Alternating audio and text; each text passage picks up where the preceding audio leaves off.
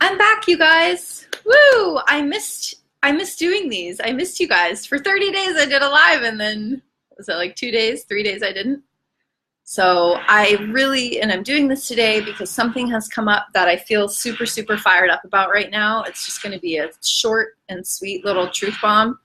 And if you hear drilling, I apologize. There's work being done on the unit next door. So anyway, if you can see the title of this video, if you are trying to improve your life, the appearance out here, if you're trying to make the illusion better for you, right? Like, I want to have my house on the beach. I want to have the perfect partner. I want more money. I want whatever the things that you want, that you desire.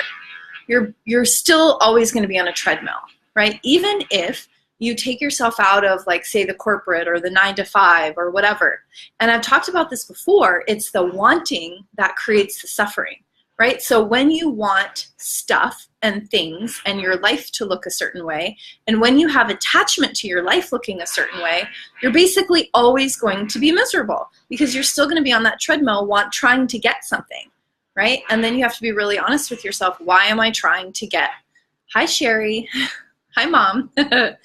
So you just have to be really honest with yourself. Like, why are you trying to get things? And usually it's to prove that you're good enough to have it, to prove to yourself, to prove to others, the world, society, family, whatever, that, oh, I'm good enough to have the life that looks a certain way, or that validates me as a person. You know, I'm validated when I have a partner or when I have a life that looks socially normal or whatever that is.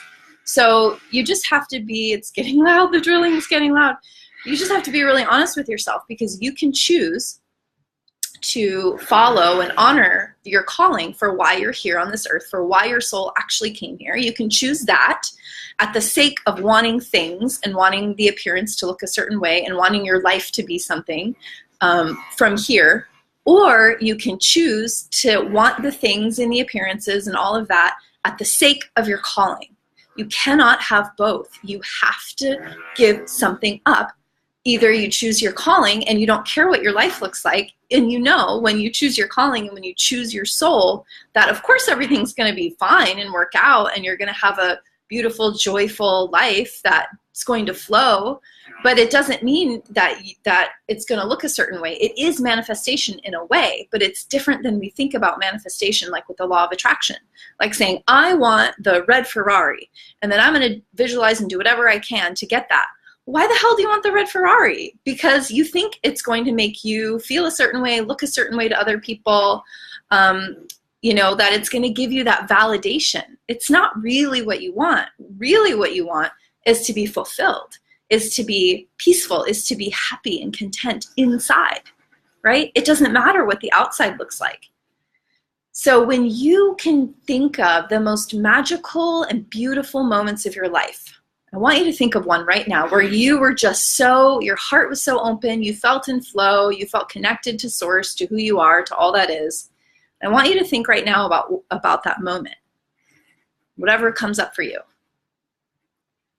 And then I want you to answer the question, in that moment, did you have certainty or did you have uncertainty? And what I mean is, did you know exactly what was going to happen and have it all planned out and it was like this goal that you set? Or were you just totally in the flow of life? Most people choose certainty at the sake of magic.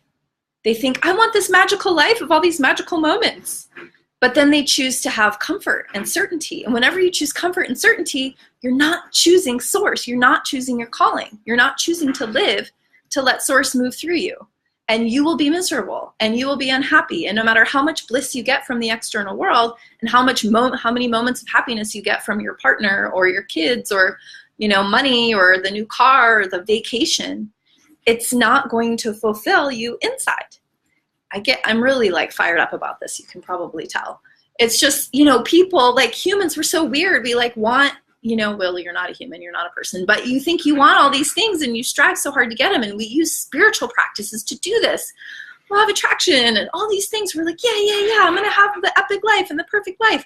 You can have an epic life, but you just can't plan it if you want to actually be happy and fulfilled in having it. Okay, so that's my question to you. Do you choose your soul's calling, or do you choose to want shit and things to look a certain way, and certainty and comfort, even though it's all an illusion anyway and could fall apart at any second, and all you have left is the self, is you, right? Is that connection, is God, is source. That's all you have left.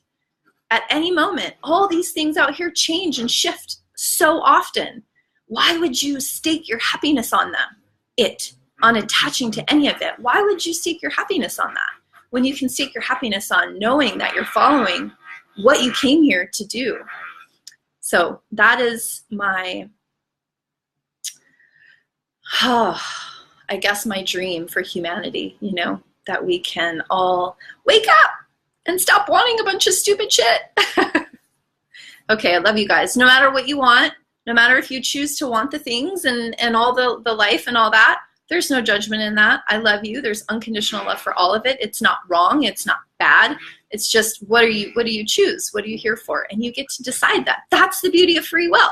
Like, I'm not yelling at someone who wants to choose that. I've spent most of my life that way because I wasn't quite tuned in, right? I mean, not so much. I never really have cared that much about things and materials and what my life looked like, but even less so now. So anyway, if you have any questions or feedback, please hit me up. I'm here. I love you guys. And remember, you are an infinite being, not a human being. And I'll see you next time when inspiration strikes. Okay, bye.